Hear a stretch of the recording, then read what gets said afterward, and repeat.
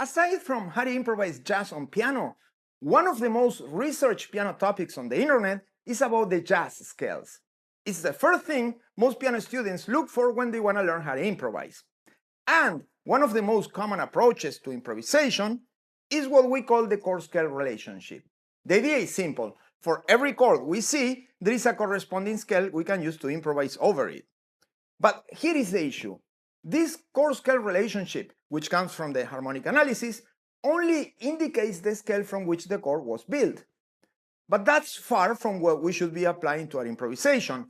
When we play the scale that comes from the chord-scale relationship, we're moving melodically, but we are remaining harmonically static, which results in lines that, although they're somehow correct in theory, they sound flat and boring. And that's because even though we're moving melodically, we are remaining harmonically stagnant. So even when we're playing over a chord progression, we'll be just outlining isolated sounds rather than implying harmonic motion. And when we're playing over fixed chords, like along D minor 7 or G7 vamp, the problem will get even worse. We'll end up stuck circling around the same 7 notes, and our phrases will end up losing their meaning. Now, when professional jazz musicians improvise, even over a single chord, they're not playing just one scale. Instead of isolated chords, they're thinking in terms of harmonic progressions. Let me illustrate this concept using just the notes of the chords to make it obvious and simple to understand. Let's say we are in C major. If we think from the chord-scale relationship point of view, we would only play the notes of the C major chord.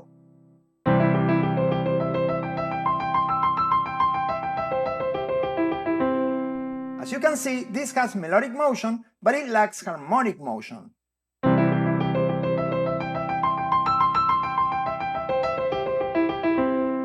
But if instead of just moving melodically, we also move harmonically, then we would get something like.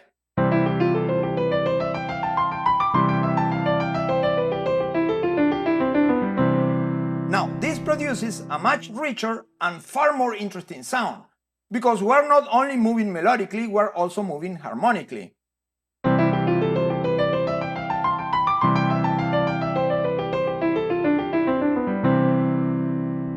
Here, although we're playing over a static chord, we are implying the harmony. This would be like playing.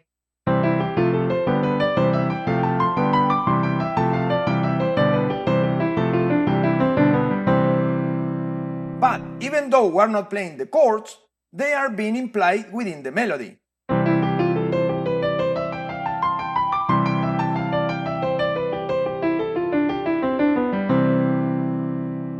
Now, listen to the difference between this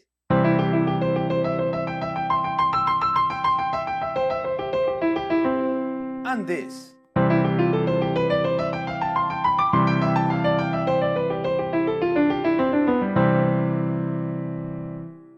One moves harmonically and the other one doesn't. And that's usually the reason why our solos sound flat and boring. And the same happens when we're playing over jazz chords. Let's say we have C major 7. If we use the chord-scale relationship, we would end up playing.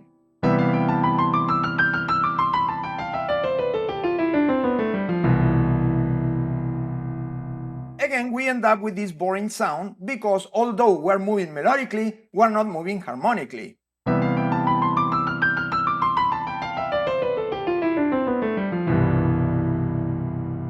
Now, a pro will not think C Ionian and call it a day. Even though the harmony is static, a pro will imply a chord progression on his phrasing, and he would play something like.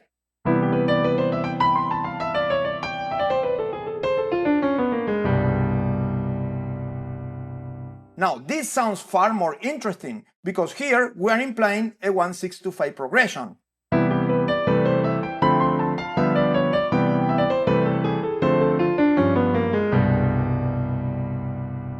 And even though we're not playing the chords, we are implying them within our phrase.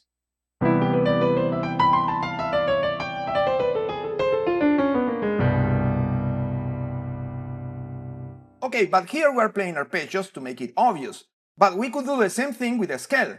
We could imply harmonic motion using a scale. For instance, instead of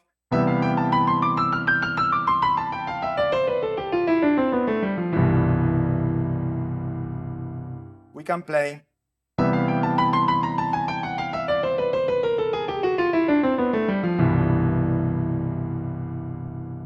and that's also implying a 1-6-2-5.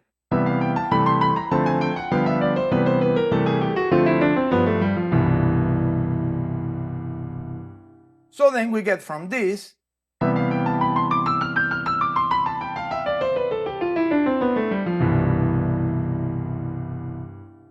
to this.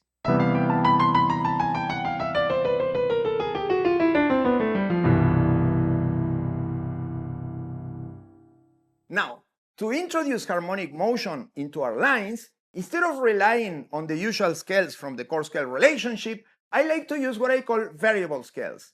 A variable scale is a scale that ascends as one scale and descends as another one. Now, this is not a new concept. A clear example of a variable scale is a classical melodic minor scale, which goes up with a raised 6 and 7, but descends as a natural minor scale. And that scale was specifically designed to solve a problem with voice leading. Now, in the same way, we can apply this concept to the jazz scales, using the bebop language to resolve the issue of harmonic motion we've been talking about. For instance, let's say we have a fixed D minor 7 chord. The chord scale approach would tell us to use the D Dorian scale. But these 7-note scales don't work well because they have an odd number of notes, and 7 is not divisible by 4. Therefore, when we play them for more than one octave, they go out of beat. Here is already out of beat, and that's because the tonal centers end up falling on weak beats and vice versa. So, to avoid that, instead of using 7-note scales, we'll use 8-note scales, also known as the bebop scales. Instead of the Dorian scale, we'll be using the D minor bebop scale. And this one sounds great throughout the octaves.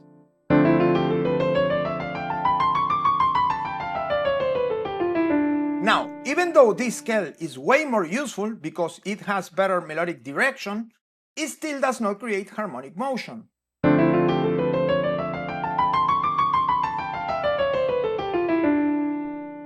So, instead of treating this D minor 7 as an isolated chord, we're gonna see it as a 2-5 progression, which is the most popular progression in jazz. In this case, D minor 7, G7.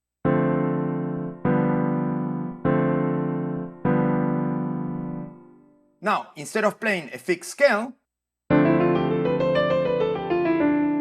gonna play the variable scale, which ascends as the bebop minor scale and descends as the bebop dominant scale of the 2-5.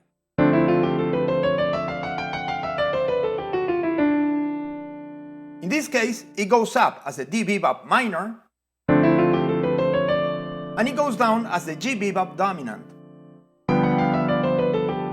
Now, if we put them together, we get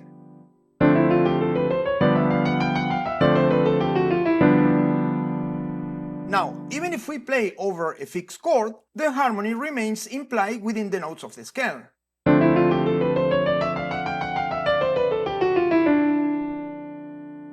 Now, this is a far more interesting scale because it has both melodic and harmonic motion. And now the scale is no longer harmoniously stagnated. Instead of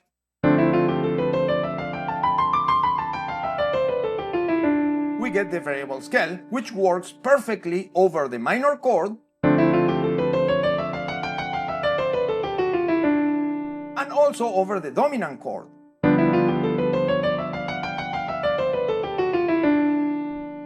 And it's a scale that we can extend throughout the octaves, and it sounds great over the minor chord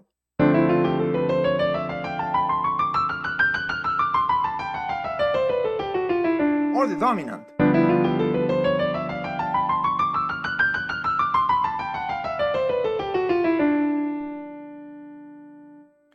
Now, as you can see, that sounds far more interesting. Now, just like we have this minor variable scale that works well for the minor and the dominant chords, we also have the blues variable scale which will help us solve the minor third, major third relationship typical of the blues. Let's say we have a C7 blues.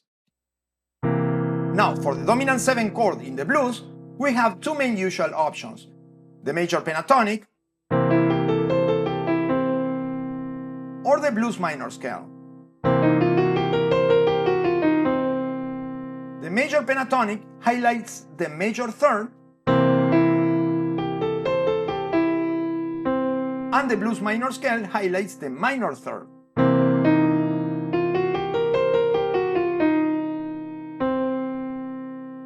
Now, the problem is that we have two separate scales, one to highlight the major third and another one for the minor third. So instead of that, we can merge them together to create the blues variable scale, which contains both the major and the minor third. It ascends as the major pentatonic, and it descends as the blues minor scale.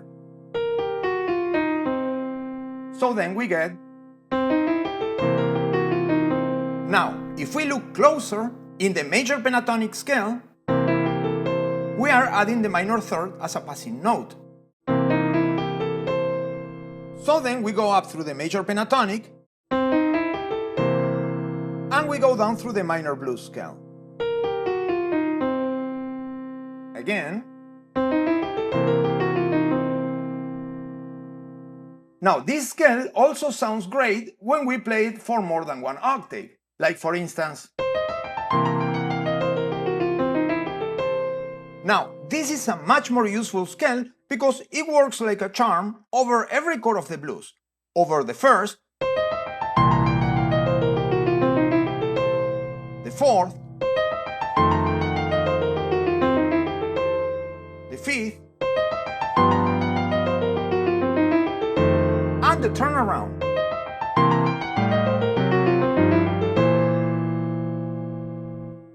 Now, although this concept of variable scales doesn't appear in any jazz books or traditional methods, in my opinion, is much more practical than the traditional approach of one chord, one scale, and it can help us get things moving.